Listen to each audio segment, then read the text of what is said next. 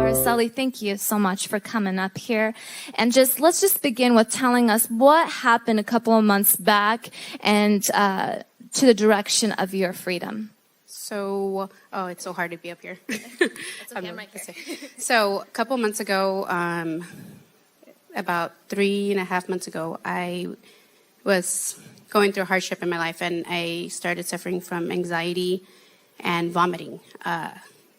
And when I say vomiting, anxiety, I mean it lasted all day. I vomited twice, 3 times a day, even more sometimes.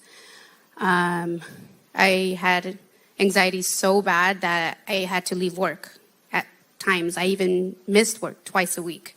And I work at a doctor's office, so, I have patients all day, every day, so you can't really just leave work, but I would leave because I couldn't even work.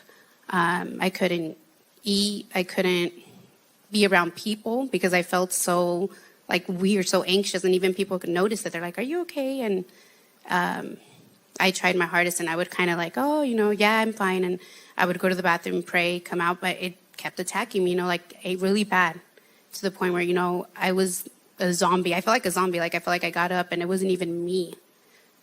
Wow. And so you're saying this was happening for 3.5, 4 months of this constant nausea and just vomiting throughout the day, or was it just in the morning, or when was this happening? So it hit hard in the morning, right when I wake up. So I would wake up, I would be very anxious. I start vomiting for a good 10, 15 minutes.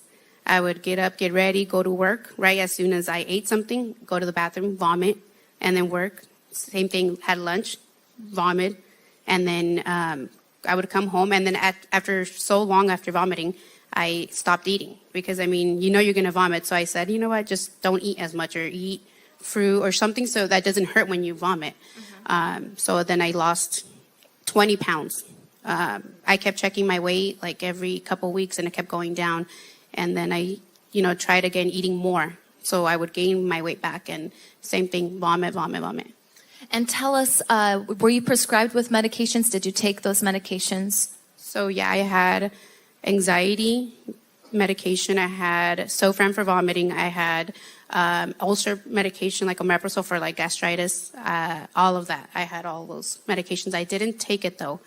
I left it in my bathroom because I kept telling myself, God's going to heal you.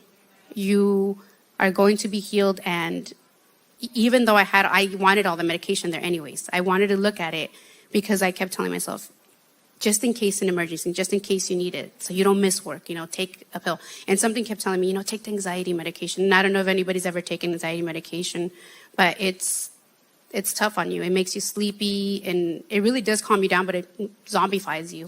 You feel like a zombie. So I said, no, I'm not going to take it. I'm going to keep going with my day. And, I'm going to pray. Every time I get attacked, I'm going to pray. God's going to get me through every hour of the day. And so I left it. I didn't take it. And, there was nights, I didn't sleep. I was on 2 hours of sleep, 3 hours of sleep, going to work. And I have kids, so I had to take care of the kids and function with all of that, So it was really, really hard. Tell us, what was the turning point for you that you're like, you know what, I need to get prayed for? What was that turning point, and what happened after you received prayer? So I went through inner healing my soul. So I did that, and I did praying. I've been praying, and it's...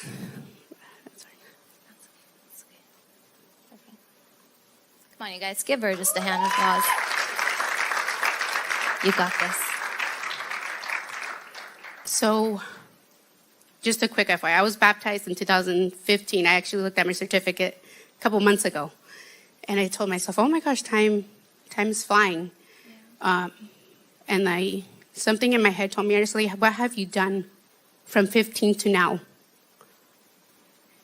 And have you really gave your all to God?"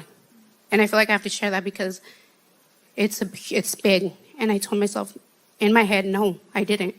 I didn't give my all to God. I got baptized. I would come to church here and there to play the role, of going to church on Sundays. But I have not gave my all to God. I have not laid my life down to God. So one night I went, into my closet. That's my praying closet. I went and I prayed and I cried out to God and I said, God, forgive me for everything I've ever done in my life, and tonight I lay my life down for you. Tonight I choose to live with you, for you, and that's it. I will wake up the next day, I'll lose anything, I'll lose anyone, anything for you. And that night I started praying, and I heard something like in my head, and it said, I won't stop until you go crazy. I won't stop until you lose it all. I panicked and I said, oh my God, whatever's trying to get to me is going to kill me, is going to finish me off. So I contacted Pastor Vlad, and at this point I was like, I'm desperate. I need to get healed. I need to. And he encouraged me fasting and to come in the morning to get prayed over, for which I did. And that night, literally God told me, cry your last cry, scream your last scream, and vomit your last vomit. Because tonight's the night, it's the last night. And Amen. Amen. God is so good. And I want you to touch on this, Araceli, is that you came here to the morning prayer and you received your deliverance, but also the journey afterwards as you were going through this past couple of weeks. So it's been a couple of weeks now. And have you been struggling? Have you been throwing up, or this anxiousness? What's been going on with you? Oh, nothing. I received healing that morning. I came in, and when you come in, it's tough to be around a crowd, especially, if you're shy. Like, I'm very shy. So I kept thinking, when they said, oh, Araceli, come up so we can pray, I wanted to run. Something said run. and no, I stuck to it. I got prayed for. Really quick that I want to share is I went home that morning after prayer. I didn't feel anything. I felt completely the same. I did. I felt the same. And in my head, I started thinking, Araceli, you're not healed. See, it didn't work. You wasted your time. And I was going back into that mood, laying down, getting sad and thinking, oh, you weren't healed. And I wanted to vomit again. I went to the bathroom, and at this point, I was angry. I was really angry, and I said, no, you're not. I'm not going to vomit. I'm not going to cry. No, you're done. You're healed. And yeah, the feeling went away. I laid down, took a nap, woke up. I was hungry. And when I say hungry, it's a crazy feeling. I mean, it was a crazy hunger. Pastor Vlad said on the conference I had 4 tacos. Actually, I had 5. Yeah. I had 5 tacos. And that wasn't even it. I ate like crazy during that day till now. I've been eating more than 3 meals a day than I've been eating a lot, and I have not vomited. Anxiety, gone, completely gone. Like it's gone. I'm sleeping, I'm eating, I'm working. Amen. Amen. Araceli, I want you to emphasize on this. As soon as you receive the deliverance, the enemy loves to tell us that it's going to be, rainbows and sunshine and nothing's going to go wrong. But you mentioned to me before is that, anxiety was knocking on the door, and you even felt nauseous a couple of times. So please emphasize on what did you do when you had these moments that you felt like, oh my gosh, am I delivered? What's going on? What's my next step? What did you do? So yeah, they did come back. So I was completely healed, fine. And then all of a sudden, one day, it wanted to come back. And I started thinking again, oh, you have to throw up, go throw up. And I said, no, I came against it. I prayed, and I said, you're healed. You're not going to throw up. God is with you, and the devil's a liar, and you will not go back to the old ways. And Amen. I felt good. Amen. I wanted to emphasize that because as sometimes when we receive deliverance, we need to know is that enemy loves to deceive. He's a liar. And he tries to tell us is that you're not free, you're not healed, you're not delivered. But it is a fact that when you are free indeed. Amen?